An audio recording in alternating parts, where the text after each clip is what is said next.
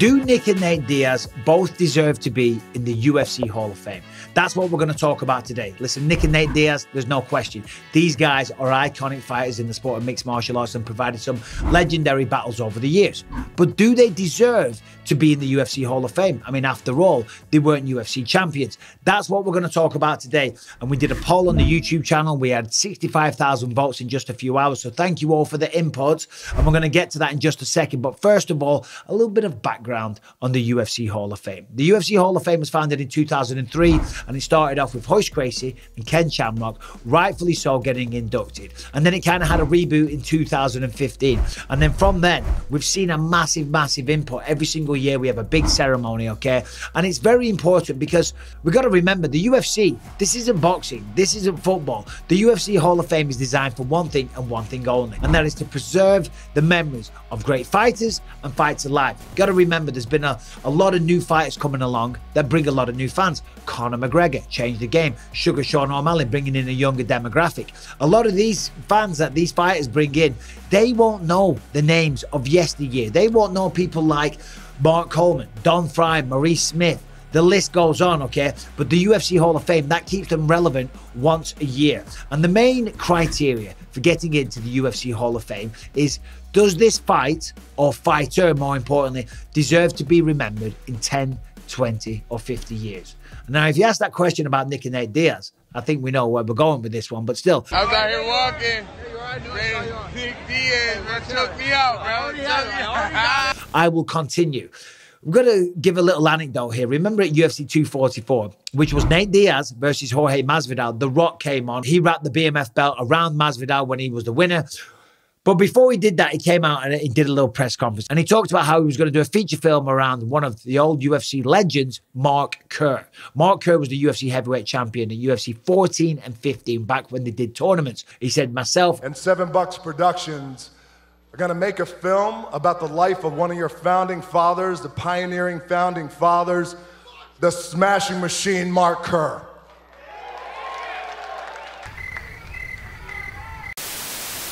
And I think he expected the crowd to really erupt and cheer and go, wow, this is amazing.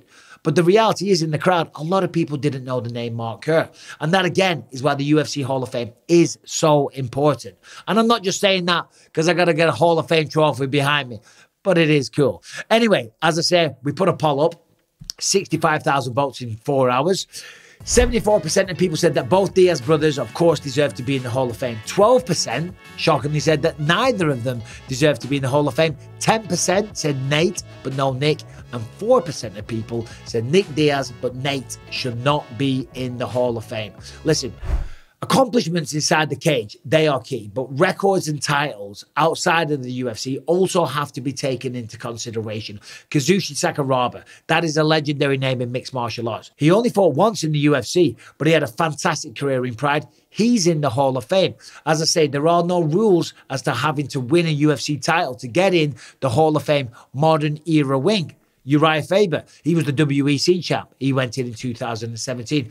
Donald Cerrone, he got inducted kind of recently. And remember, Daniel Cormier came out and said that he didn't agree with that. He said, Jim Miller never was in the top 5. He's never in the top 10. And I love Jim Miller. I love everything his accomplishment.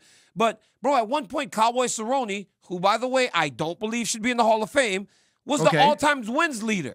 Okay. And Andrei Arlovsky at one point was the all-time wins leader. He will be in the Hall of Fame. But his all-time wins, his longevity, also coupled with his championship and all that, that puts him in. I don't hate Jim, but Jim has a record that at some point can be broken. He said guys like Jim Miller shouldn't be alongside UFC champions and all-time greats in the modern era wing. DC said that is what the fight wing is for.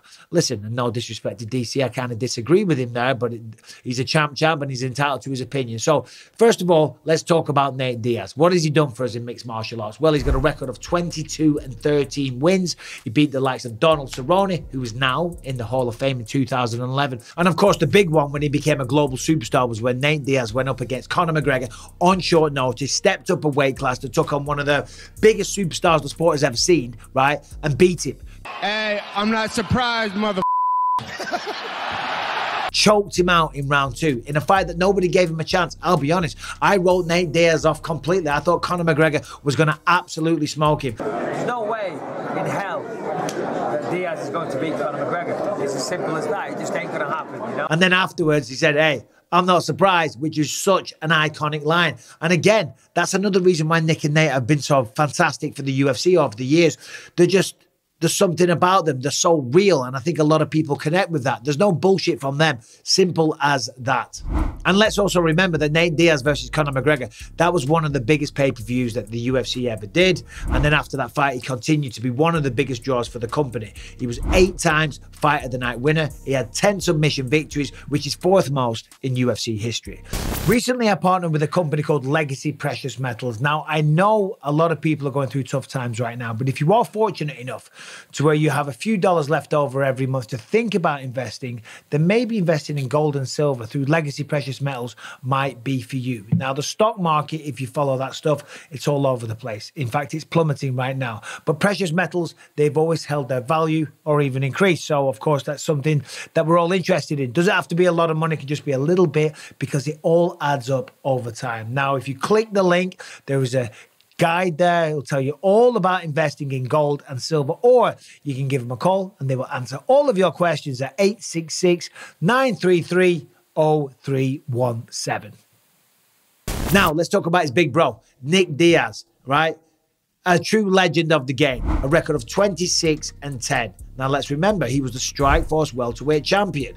He had a record 3 title defenses. He had some incredible victories. That fight with Paul Daly. If you haven't seen Paul Daly versus Nick Diaz, do yourself a favor, go and watch that. What an incredible fight. On top of that, he was also the WEC welterweight champion. He beat Takanori Gomi when he was the Pride champion as well. Of course, sadly, that was ruled a no contest because Diaz had a little bit of marijuana in his system. My first fights, I never tell, like Robbie Lawler, I was smoking weed that day.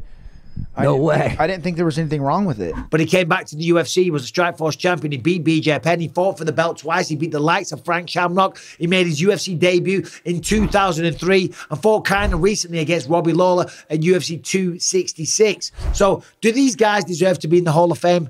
My God, of course, without a shadow of a doubt, without question. I say both of them. I think Nick Diaz over Nate Diaz certainly deserves to be there. Nate Diaz, of course, is a global sensation. The win over McGregor and the loss to McGregor, they were some of the biggest pay-per-views, and there's just...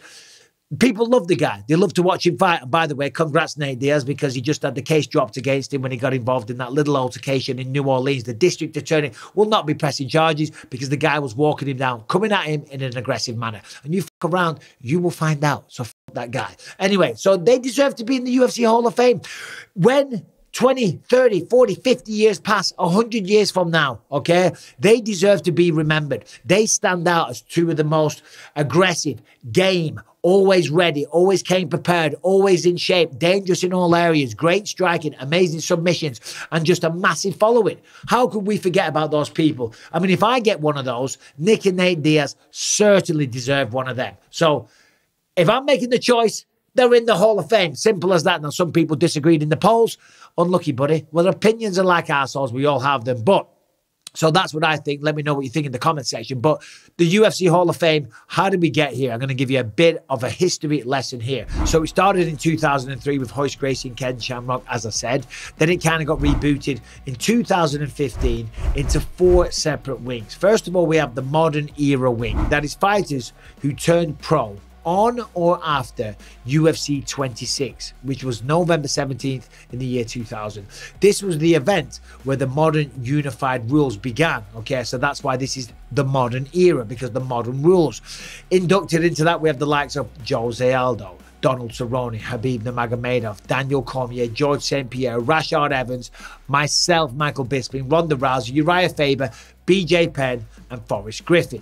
Of course, we also have the Pioneer era wing. That is fighters who turned pro before UFC 26. And in there, we have the likes of Anderson Silva, Jens Pulver, Kevin Randleman, Rich Franklin, Matt Serra, Kazushi Sakuraba, Maurice Smith, Minotauro Nogueira, Don Fry, Baz Rutten, Pat Miletich, Tito Ortiz, Matt Hughes, Chuck Liddell, Mark Coleman, Randy Couture, Dan Severn, Ken Shamrock, and Royce Gracie, right? And I'm sure you will all agree with me.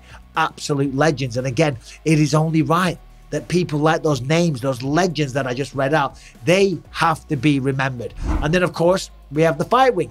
That is where the fights were just that ridiculous, that exciting, that bananas, that they deserve to be recognized and remembered. Both winners and losers are inducted into the Hall of Fame for one specific fight. It is a way of celebrating the likes of Diego Sanchez, Stephan Bonner, and Clay Guida, who didn't win world titles, but of course, they deserve to be remembered. In that wing, we have these fights. Robbie Lawler versus Rory McDonald. Who could forget that one? Cub Swanson, Doo Ho Choi. Absolutely ridiculous. John Jones versus Alexander Gustafsson. Two of the greatest light heavyweights going back and forth. Diego Sanchez versus Clay Guida. I was there ringside. I mean, that was just ridiculous. Dan Henderson versus Mauricio Shogun Rua. Who could forget that one? I mean, some of the most insane violence you will ever see. Going back in the day now, Pete Williams versus Mark Coleman, Matt Hughes versus Frank Trigg 2, and Forrest Griffin versus Stephan Bonner at the Ultimate Fighter 1 finale.